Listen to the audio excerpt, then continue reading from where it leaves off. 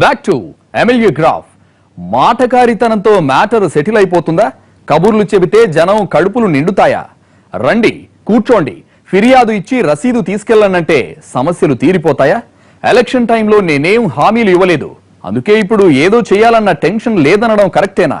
వాక్చాతుర్యంతో రచ్చ గెలుస్తున్న Vizag north MLA Vishnukumar Raju మీద local అభిప్రాయం ఏంటి?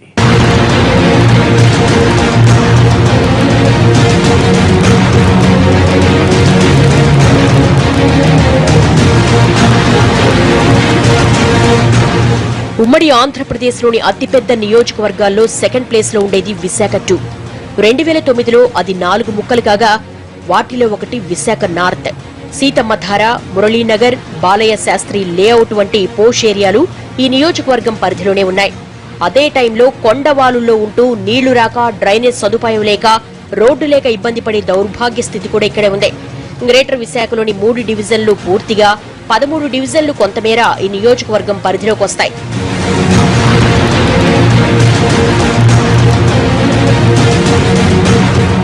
కాపు, గవర, వెలమ, ఎస్సీ, యాదవ, కాళింగ, వాడబలిజ, రెడ్డి, క్షత్రియ సామాజిక వర్గాలు ఇక్కడ కీలకం. 2,50,661 మంది ఓటర్లలో అన్ని కులాలు దాదాపు సమానంగా ఉంటాయి. దీంతో ఏ 2 కులాలు ఒక పార్టీ వైపు మొగ్గితే ఆ అభ్యర్థి గెలుపు ఖాయం. 2009లో నియోజకవర్గం ఏర్పడ్డాక కాంగ్రెస్ పార్టీ తరపున గెలిచారు తైనాల విజయ్ కుమార్. 2014కు వచ్చేసరికి ఆయన సైలెంట్ అయిపోగా కొత్త ముఖాలు తెరమీదకొచ్చాయి. పొత్తులో ఈ సీటును బీజేపీకి ఇవ్వడంతో టీడీపీ, బీజేపీ అభ్యర్థిగా విష్ణుకుమార్ రాజు పేరు పోలింగ్ 20 రోజుల ముందు ఖరారైంది. ఎలాంటి రాజకీయ అనుభవం, మాస్తో ప్రత్యక్ష సంబంధాలు లేకుండా 2 పార్టీల వేవ్లో గెలిచారు విష్ణు. మొదటి నుంచి ఉంది ఎలైట్ సర్కిల్ పరిచయాలే కావడంతో ఇప్పుడు ఆయన రాజకీయాలు కూడా క్లాస్ గానే సాగుతాయి. సమస్యలుంటే మా ఆఫీస్కి వచ్చి ఫిర్యాదు చేయండి, రసీదు ఇస్తాం, తర్వాత పరిష్కరిస్తాం అని చెబుతారు. కానీ ఎన్ని రసీదులు ఇస్తే కొండవాలుల్లో ఇళ్ల సమస్యలకు పరిష్కారం వస్తుందన్నది అర్థం కాని ప్రశ్న. అసలు సమస్యలు ఎక్కువగా ఉండేది కప్పరాడకొండలు, సింగరాయమెట్ట, మాలకొండ వంటి కాలనీల్లో. అలాంటి చోట్లకి ఎమ్మెల్యే నేరుగా వెళ్లి పరిశీలించి పరిష్కారాలు చూపాలి. కానీ ఫిర్యాదులు, రసీదులతో పరవుతుందా?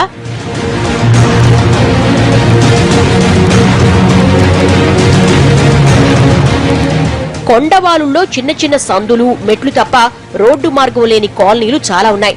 పోనీ ఎలాగోలా కష్టపడి వెళ్లి ఉందామా అంటే వర్షాకాలంలో ప్రతిక్షణం భయమే. భారీ వాన కురిసిందంటే ఎట్నుంచి ఏ బండరాయి జారి పడుతుందో, ఎక్కడ ప్రాణాలు హరీమంటాయోనన్న భయం వెంటాడుతోంది. రక్షణ కోసం రిటైనింగ్ వాల్ కట్టించమంటే ఏళ్లు గడుస్తున్నా అతీగతి లేదు. ఇలాంటి సమస్యలన్నీ అర్జీలతో కాదు, ఎమ్మెల్యేకు చేయాలన్న చిత్తశుద్ధి ఉంటేనే పరిష్కారం అవుతుందన్నది స్థానికుల మాట. ఎమ్మెల్యే తీర్చినా సరే ఆ ప్రాబ్లం సాల్వ్ అవ్వలేదు. అంతకుముందు కొండవి ఉన్నాయి పైపులు, ఇప్పుడు వచ్చి ఫ్యాక్టరీ పెట్టాం, మీకు ఏం ప్రాబ్లం ఉండదో నేను చేస్తానని చేశారు. దానివల్ల కూడా ప్రాబ్లం వచ్చిందండి. మాకు వచ్చిందంటే చేసిన 2 నెలల వరకు బాగుంది, అక్కడి నుంచి తన్నిస్తే ఇప్పుడు వెనకాల ఇంటి వెనకాల మాత్రం డ్రైనేజ్ అంతా పొంగిపోయింది. నియోజకవర్గంలో నీటి ప్రవాహానికి అనుకూలంగా ఉండే గెడ్డలను కబ్జాదారులు మింగేశారు. ఎర్రగడ్డ కాలువలో చాలా వరకు ఇలా చెరలో ఉంది. ఆక్రమణలను తొలగించడం, కాలువలను ఆధునీకరించడంలో ఎమ్మెల్యేలకు అస్సలు శ్రద్ధ లేదంటున్నారు స్థానికులు. అయితే మాకు కమ్యూనిటీ హాల్ చిన్నదైపోయిందండి. ఎప్పటి నుంచో మేము చెప్తున్నాం, ఎమ్మెల్యేకి కార్పొరేటర్ గారికి చెప్తున్నాం, కానీ ఎవరు కూడా మాకు హెల్ప్ చేయట్లేదు. ఇప్పుడు కరెంట్ కూడా లేదండి. మాకు వైరింగ్ అయింది కానీ కనెక్షన్ లేదు. మేము అడుగుతున్నాం, కార్పొరేట్ దగ్గరికి వెళ్ళాము, చేస్తామని అంటున్నారు, చేయట్లేదుగా. చూడండి, చెమట్లకి పేలక్కి వచ్చినాం అందరు. కానీ నార్త్ నియోజకవర్గం మొత్తం 16వ నెంబర్ జాతీయ రహదారికి 2 వైపులా విస్తరించి ఉంటుంది. ఎట్నుంచి ఎటెళ్లాలన్నా ఖచ్చితంగా హైవేని టచ్ చేయాల్సిందే. దీంతో తరచూ రోడ్డు ప్రమాదాలు జరుగుతున్నాయి.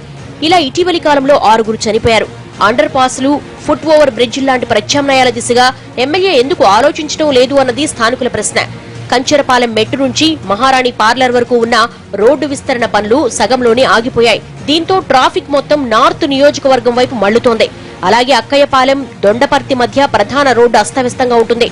ఆ రోడ్ల మీదే ఎప్పుడూ తిరుగుతున్నా ఎమ్మెల్యేకు బాగు చేయించాలన్న ఆలోచన రావడం లేదా అన్నది స్థానికుల క్వశ్చన్. మాకు ఫస్ట్ ప్రాబ్లం అయితే మాత్రం మాకు డ్రైనేజ్ ప్రాబ్లం సార్. అది చేశారు, ఆయన అయితే మాత్రం చేస్తారు సార్. కాకపోతే ఇంకా కొంతవరకు ప్రాబ్లం ఉంది. అది ఇకపోతే మాకు ఓటు వెళ్ళండి 79 ఇళ్ళు మాత్రం అవి కోర్టులో పెండింగ్ లో ఉన్నాయి సార్. మా సంతోష్ మత కాలనీ వల్ల నియోజకవర్గంలో పోష్ కాలనీల కంటే పేద ప్రజల నివాస ప్రాంతాలే ఎక్కువగా ఉన్నాయి. అయినా స్కూళ్లు, ఆరోగ్య కేంద్రాలు, కమ్యూనిటీ హాల్ అభివృద్ధి ఊసేలేదు. స్కూల్స్ అప్గ్రేడ్, నిరుపేదలకు వైద్యం ఎమ్మెల్యే విష్ణుకుమార్ రాజుకు పట్టవా అని ప్రశ్నిస్తున్నారు సగటు ఓటరు. ఇక్కడ దళితులు, బడుగు బలహీన వర్గాలు ఎక్కువ ఉంటారు. పూర్తిగా కరెంటు మీద, పారిశుద్ధ్యం మీద, వాటర్ మీద ఇక్కడ అన్ని ఎక్కువ ప్రాబ్లమ్స్. అంతేకాకుండా ఈ కొండవాళ్ళ ప్రాంతాల్లో ఈ నార్త్ నియోజకవర్గంలో పూర్తిగా ప్రాథమిక పాఠశాల లేదు. ఇక్కడ 8 చదువుకుందామన్నా 1వ తరగతి నుండి 5వ తరగతి వరకే. అది స్వర్గీయ రంగరాజు గారు ఏర్పాటు చేసిన తర్వాత 8వ తరగతి వరకు వెళ్ళింది. ఆ తర్వాత అది కూడా మూతపడిపోయింది.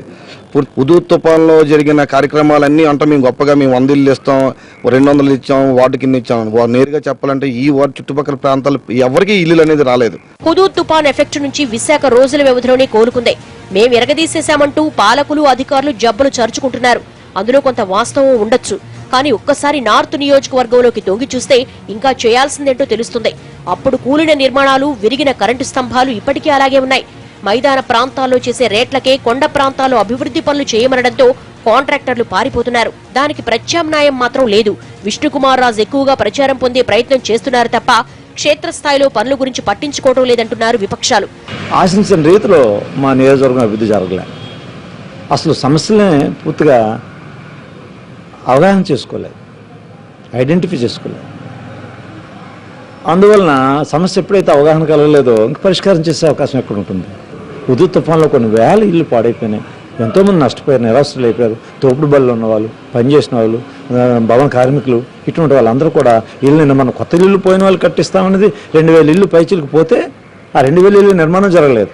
అలాగే ఈ గడ్డలు ఆధునీకరణ విషయంలో కానీ, బీఆర్టీసీ రోడ్ల విషయం కానీ, అక్కడక్కడ ఉండిపోయినటువంటి 60-70 అడుగుల రోడ్లు వైండింగ్లు కార్యక్రమాలు కానీ, ఇటువంటి కొన్ని మంచి విషయం కానీ, లేకపోతే మౌలిక సదుపాయాలు నిర్మించి చేయలేదు. సమస్యలు ఆరోపణలతో సంబంధం లేదు. నేను చాలా చేశాను అన్నది ఎమ్మెల్యే వెర్షన్. ఈసారి కూడా విజయం బీజేపీతో మిత్రపక్షాలతో అంటున్నారాయన. ఈ north constituency Bharatiya Janata party membership ఇంత హైయెస్ట్ ఉన్న వలన ఇది టోటల్ భారతదేశంలోనే హైయెస్ట్ మెంబర్షిప్ ఉన్న నియోజకవర్గం ఇది. లేకపోతే ఇంకేదైనా ఉంది, పట్టాలు ఉన్నాయి, ఎక్కడ కూడా అవినీతికి తావు లేకుండా మనము పూర్తి ప్రయత్నం చేస్తున్నాము. నేను కూడా ఇప్పటి వరకు 3 సంవత్సరాలు అయింది, ఎవరి దగ్గర కూడా ₹1 కూడా తీసుకోలేదు. ₹1 లంచం కానీ ఇండైరెక్ట్ ఫేవర్స్ కానీ నేను తీసుకోలేదు. అట్లాగే ఎవరైనా మరి అవినీతి ఎక్కువగా ఉందనుకున్నప్పుడు తప్పనిసరిగా దాని మీద యాక్షన్ తీసుకుంటున్నాము. So we have to do, public has elected me for 5 years and 5 years పూర్తిగా నా ప్రయత్నం చేస్తాను. I think the people must be happy and beyond that I can't do anything more than this. మాటలు ఎన్ని చెప్పినా 3 ఏళ్లలో విష్ణుకు నియోజకవర్గం మీద పట్టు రాలేదని సొంత పార్టీ మనుషులే అంటున్నారు. పైగా ఇటీవల నియోజకవర్గంలో ఆయన కుమార్తె శ్యామలాదీప్తి పెత్తనం పెరిగిపోయిందంటున్నారు. కూతుర్ని రాజకీయాల్లోకి తీసుకొచ్చి విశాఖ మేయర్ని చేయాలన్న ఆలోచన ఉందని, అందుకే కొన్ని విషయాలను ఆమెకు అప్పగిస్తున్నారన్న చర్చ నడుస్తోంది. ఈ వ్యవహారం పార్టీ సీనియర్స్ కు మాత్రం మింగుడు పట్టం లేదు. ఇక్కడ టీడీపీది విచిత్రమైన పరిస్థితి. కార్యకర్తల బలం ఉన్నా నడిపించే నాయకుడు కరువయ్యాడు. కార్పొరేటర్ స్థాయి నాయకులు తప్ప పెద్ద తలకాయ లేకుండా పోవడంతో పార్టీ దిశానిర్దేశం లేకుండా ఉంది. కాంగ్రెస్ నామమాత్రంగానే మిగిలిపోయింది. మొత్తానికి విష్ణుకుమార్ రాజు చిన్న చిన్న పనులతో కాలం గడిపేస్తున్నారు తప్ప పెద్ద సమస్యలకు శాశ్వత పరిష్కారం గురించి అస్సలు ఆలోచించడం లేదు అన్న అభిప్రాయం బలంగా ఉంది.